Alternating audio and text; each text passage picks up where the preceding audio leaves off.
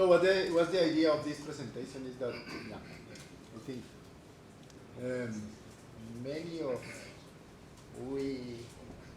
of us here have experience about migrating iDempiere versions or migrating from iDempiere or Compiere to iDempiere. And sometimes it's painful and sometimes it's complicated, sometimes it's very smooth. So it's like, I want to tell a bit about the process that I used to follow, and also to share problems I have found, and also tips about how to avoid problems in future for migrating to new versions. Yeah, we have, I don't know, our release cycle in iDempiere is every year we release something that we name a major version every year, and we call that version the maintained version. And this version will receive bug fixes and minor things for 1 year. And I do that every 1 or 2 weeks. But every major version is every year, approximately. Last 3 years happened in Christmas, yeah, December 24th. And It was Halloween, right? At first was Halloween, but then we started moving, and now it's Christmas. But yeah, I have received, sometimes I received one complaint from a community member that said, you are releasing too fast, and it's hard to follow the last version. I don't know, every year, for me it's not too fast, but for others are probably too fast. But yeah, that's what the project also asks in some way. Yeah, we have good things to publish, so it's a waste if we don't make releases periodically. Okay, so and this is a summary. We are talking about how do I migrate between minor versions, and then we are going to talk about major versions and the problems and all that. Yeah. So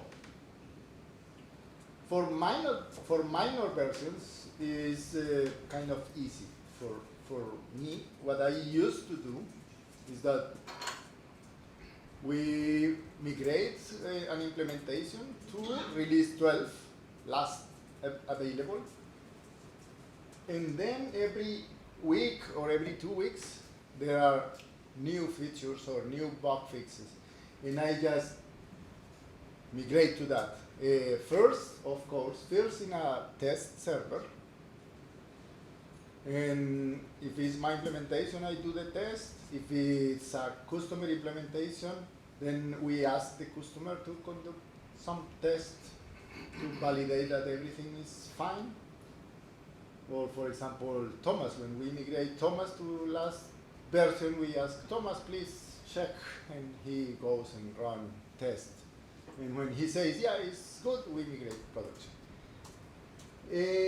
But migrating minor versions is usually just update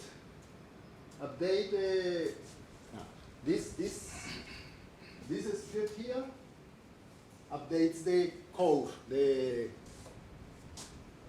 iDempiere code, yeah. And the second one, we use it to upgrade plugins. But for that, we need to create a P2 repository and features and all of that, and the update just gets the new.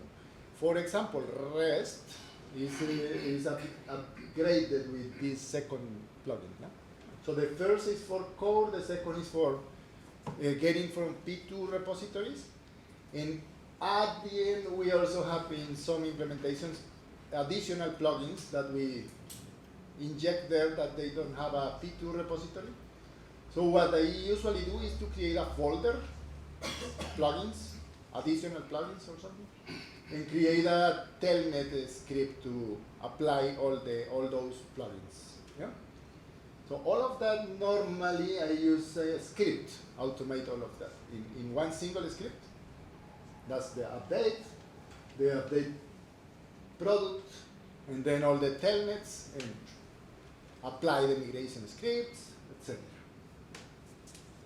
The script does that. And at the end, if there were migration scripts, we use a window that I will show you next.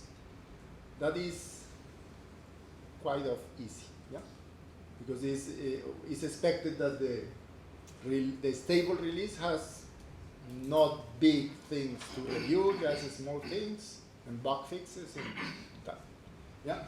In case, not in case, it's normally I have this page here, changelog release 12, yeah. So normally we use this to check if you are in version from May 15, what happened before, after that, and you see what is going to be applied in the system. Yeah? So it's like a summary of the tickets that are, when you run the update, this is what you get new. Yeah? That's important software. Okay. So that's its minor versions. Now what about major versions? Major versions are very, very complicated sometimes. Yeah, when we did the implementation, it's normally easy for us because we have all the inventory. We know what we did. We try to follow the best practices and all of that, and it's normally smooth. Yeah. The big problem I have found is when somebody hires us to migrate an old iDempiere or an old Compiere. That's sometimes really challenging, yeah? And is depending how the previous implementer did the work. If they did it correctly, okay, it's good. But I have found really problematic things that have taken weeks to solve and things like that, yeah. So the first thing that is advised here is when you are going to do this kind of migrations, the first thing is you need to check what is your current status of the system, yeah. You need to see if they had custom source codes, if they did database changes, and if they did changes to code. Yeah? Normally, when somebody asks me, can you please help us to migrate iDempiere, this iDempiere version to iDempiere? So I ask, you say no. We ask, do you have the source code? There are implementers that went and they didn't leave the source code. That happens sometimes. Yeah? So that's the first question. If they don't have the source code, we need to, what I have done in some projects is to decompile the Java class. So you have a Java decompiler, but the code is not perfect, so it's more work and it's hard to. If you have a database, then I can start reviewing what changed, what new tables were added, what new columns were added, and compare with some baseline. Yeah. And if the implementer was good and followed best practices, that's easy.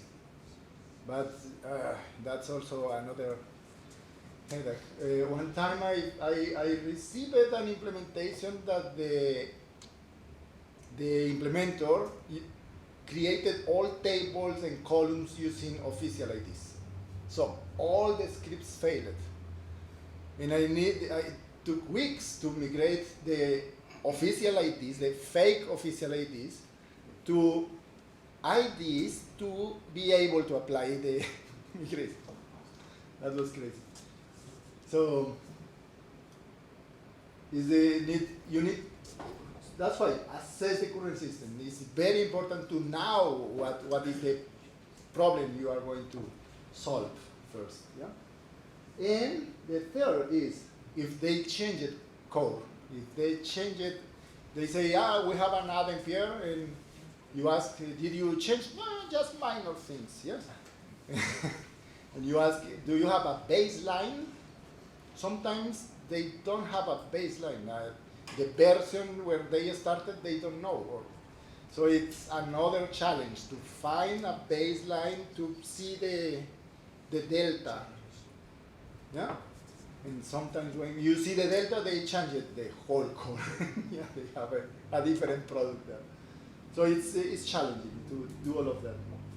If that's very complex, sometimes we say no, we better, instead of migrating this, we better do like a new implementation, copying data, yeah? Because it's too difficult. Yeah. But it depends a lot on the implementer, in the original implementer. Yeah? After we know this status of the system, then we can start is checking what the opportunities there are to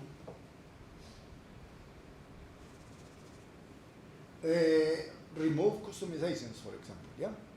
Many people did customizations because the system didn't have a feature. But when you migrate, that feature is already there. So it's another challenge. You need to remove the customization and migrate the way they did to the core way. Yeah?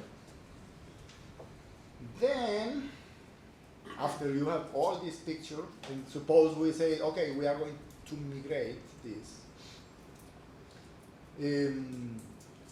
I am being very, when you say iDempiere to iDempiere, sometimes it's very complex. But for example, from iDempiere 360 to iDempiere, if it's 360 or 361, it's just applying migration scripts, mostly. Thousands, but it's like that. But if iDempiere is 3.9, then it's not migration script, it's another way of doing it. So when we arrive to a point where it's just applying migration scripts, then that's how we do. We create a backup of the data in the system, create like a restore point, because we are preparing to do this process several times. Normally it never works in the first shot, and you need to go back and forth, fixing problems. Yeah. So we do a copy of the database, we copy the server folder, like creating a restore point, and then start applying migration scripts. When we do that, of course, we check the release nodes. Yeah? We have a wiki page for the release nodes that is important for you to migration nodes. Yeah? This page is where in this page we document things that are potentially breaking things. Yeah? We always try our best to be backward compatible. Always we try to do backward compatible, but sometimes it's not possible. Yeah. So when that happens, we say, okay, we write a migration node, and here you can find this can be a problem. Yeah. If you were using promotions, for example, in release 12, if you were using promotions, that was removed. So you need to apply a plugin to restore that. So we documented things that are potentially breaking, yeah, in this page. So it's important when you migrate to new versions to check their changelog. And also the new features, and also, of course, to check the, if you want to go into more detail, to check the changelog in Git directly, the code. Then you plan the migration, and also there are possibilities in the business, yeah, to improve business processes, because the new features identified here allows to do the things in a better way. So that's something also you can do at this stage. Yeah? You were doing this way, but the new version has this document type that does something new, customize it or etc. Okay? Then it comes the database and code migration. Applying migration scripts. So we have a restore point, which is the database and server, and we just go there and run these scripts. Run syncdb, and these scripts start applying all the migration scripts that are pending to apply. Yeah? We have a table where every script applied is registered there. So this program, this script here, just check the delta and apply the new scripts. Yeah. In earlier versions, this script there was an error and it kept running until the end, and it was a bit problematic. So we changed the script to check the log. If there is an error, then it stops. Yeah? So it always applies the script, checks the output. If there is the word error, it stops. And says a message that there are errors, please check, fix, and run again the script. Yeah? That's the idea. Many people don't read that, and the migration is in the middle, and they go to the forums to ask, why is this table not created? But Carlos, there's two things, right? One, in the AD migration table, one is applied. That means the script is applied. And then there's also one status called reapplied, right? What does that mean, reapplied? Is it? If you run it again. But you're running again manually, yeah? You need to run it, PSQL, apply this script, then the script now that is applied, and that you apply it again. Ah, okay. That's only when I run it manually again. But it's manually, this script never do that. Yeah, okay. Yeah? And another warning, I put here, warning, the language of Postgres, the language of your Postgres client is important, because I say the program checks the output and search for the word error in English and Spanish, and the word fehler in German, and that's all. Yeah? So if you are using, I don't know, in Italian it's also error. We use English also. Yeah, no problem. But maybe in Slovak is another word, and the script doesn't find the error. So it's important. If you have that problem and want to add the fix, it would be good to add it to the core. So open a ticket and contribute that, or you just do it. But the current script just look for error and fell out. Nothing else. Yeah. So if you are running in another language, it will run without errors, and that's not good. And there is a second script. Yeah, that many people don't know why is there.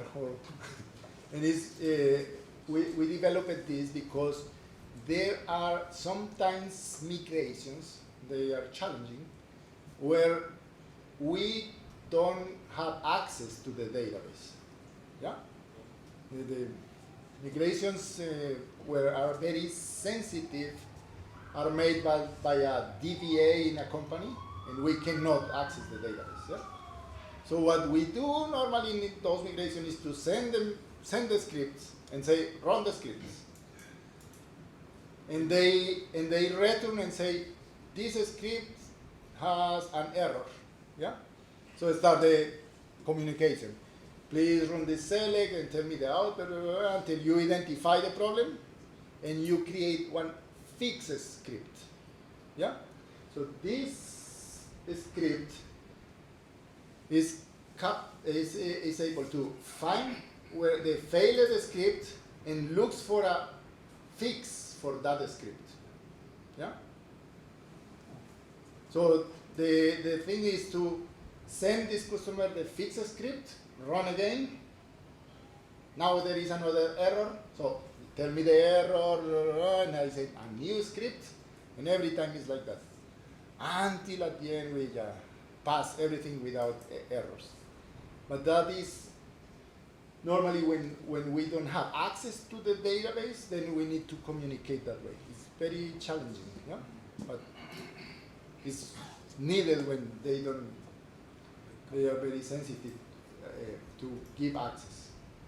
Banks, for example, they don't give you access. Not even to test database sometimes. Okay? So that's why the monitorex is there to run it. Of course, you can also use it for your implementation locally. Yeah? And create the script, the fixed scripts, etc., and it works, etc. So that's the process. You run this process, fix problems, roll back to restore point, and iterate again. Yeah? What I used to do is always these fixed issues are creating new scripts. Yeah? I tried to not to change the script, but to create a script that fixes the problem and then run the script. Yeah?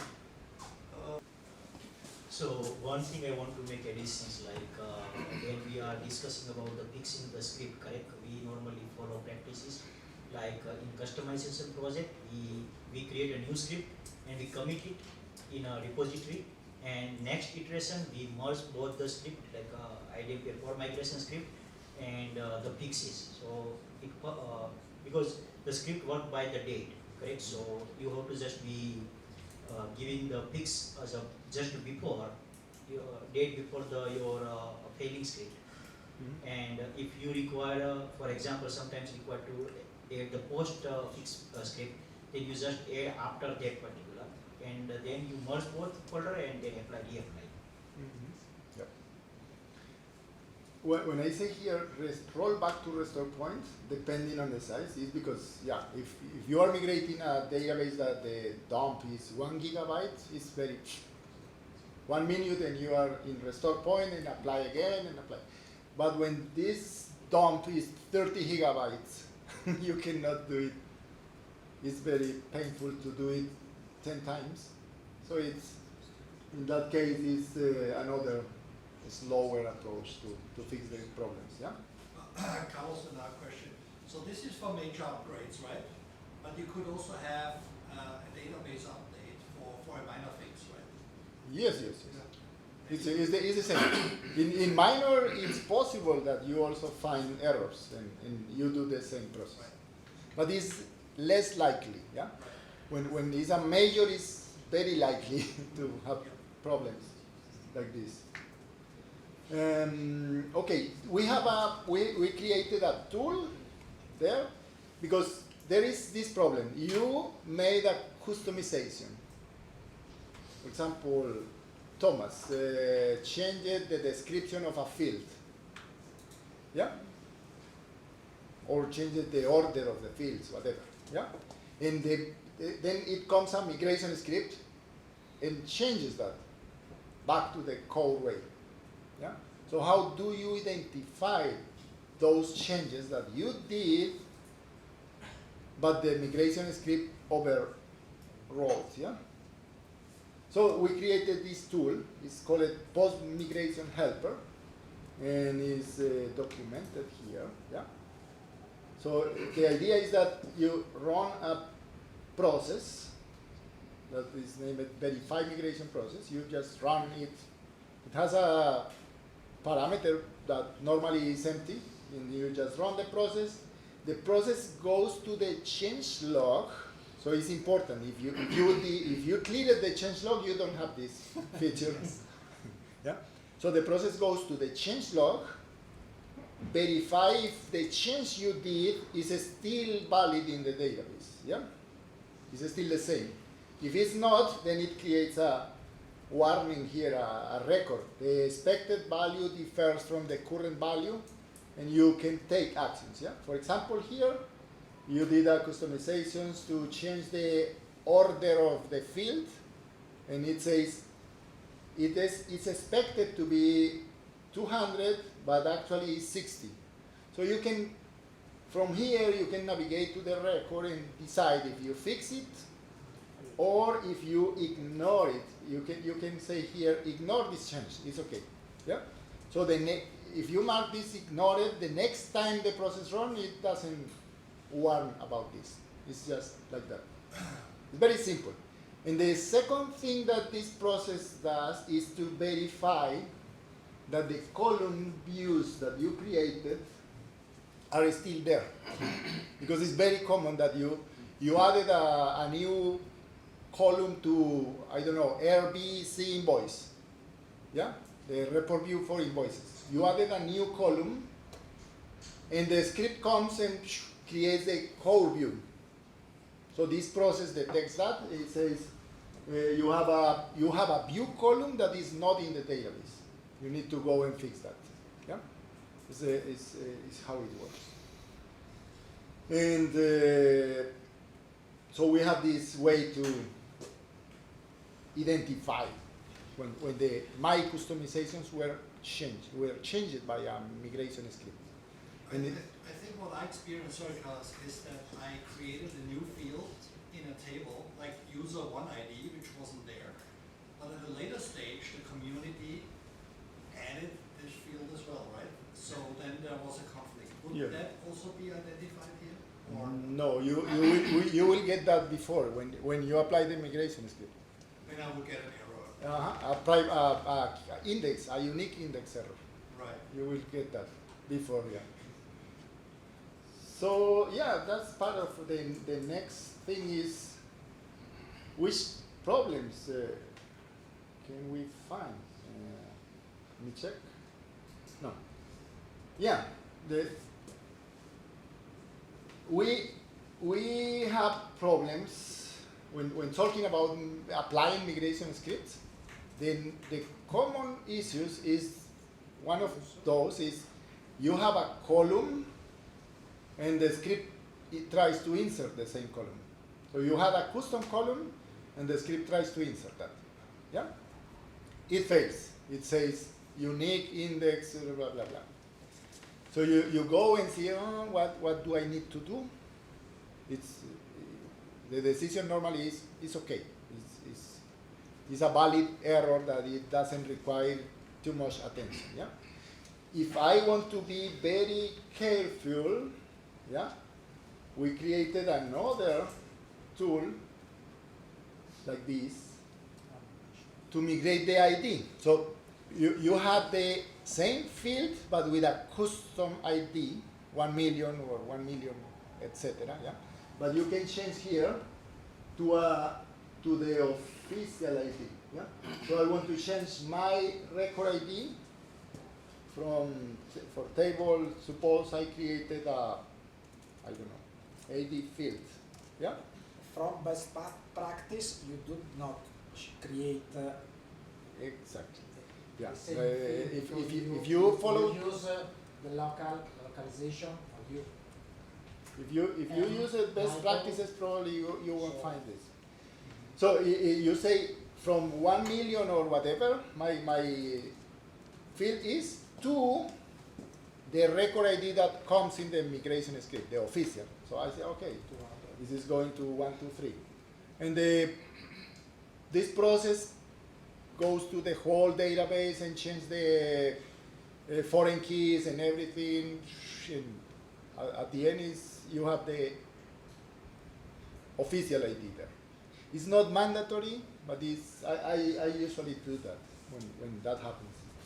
But as Marco said, yeah, following best practices, you don't have that problem, because what my recommendation is every column you add must be with a prefix that is like unique for you, that is not expected to come, yeah? Like localization Italy, every field is localization Italy. If you are going to use user one ID, it's very possible that in future that column arrives, yeah? But if you use it localization Italy, user one ID, then it's a different problem, yeah? You need to, what I mentioned. You identify that the column is the same and you decide if you migrate or what, yeah? But it won't fail like that. Best practices, what else? This migrate ID also works for UUIDs.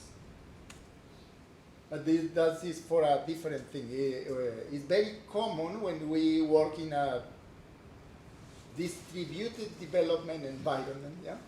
That, for example, Deepak is working in the same project as I am working, and he creates a column in development, and I create the same column.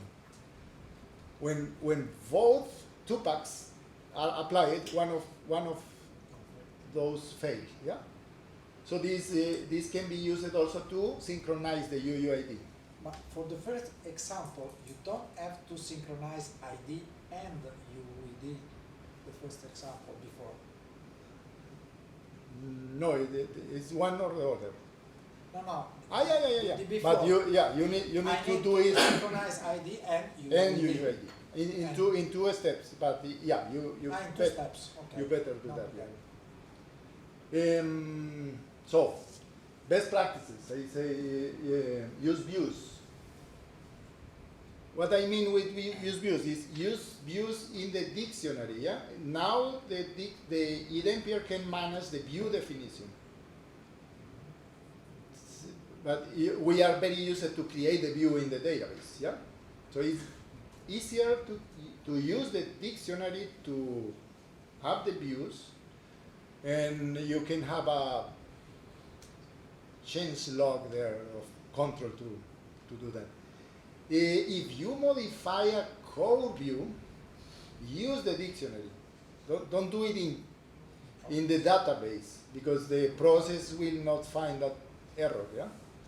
But if you did it in the dictionary, the after migrate will find it and notify this column is missing there, this view column, yeah? And this is a big issue also. Normally in every major version change, the theme that you created, that's a common complaint, yeah? My theme is not working anymore. And sometimes, if the changes were big, you need to migrate the whole theme to the new stuff and that. So now, this morning I mentioned that we created theme customizations and like theme customization and the other that Nicolas made, that you can change images and that. So what I mean is, it's now possible to customize theme without creating a new theme. And hopefully that will make things easier in new migrations, yeah? It's possible to do that. Plugin collisions is another issue, yeah? But that's not core. It's if two plugins create the same column or same, then you have a problem, yeah? Even entity type conflicts.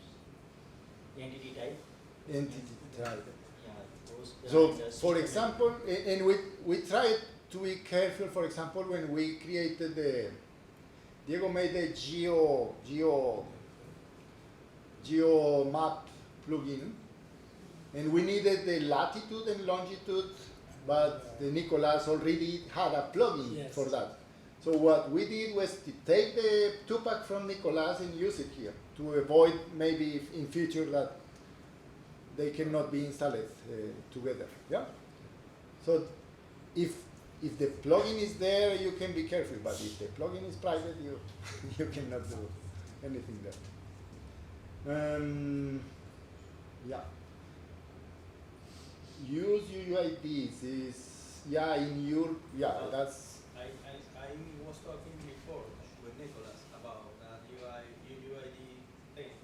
So maybe we could have a parameter to replace the UUID when we are sure. For example, if we are sure that with a migration script has to be done. I have the case with a T report table. I create in 8.2 create columns 29, 23, and in 10 you created. yes.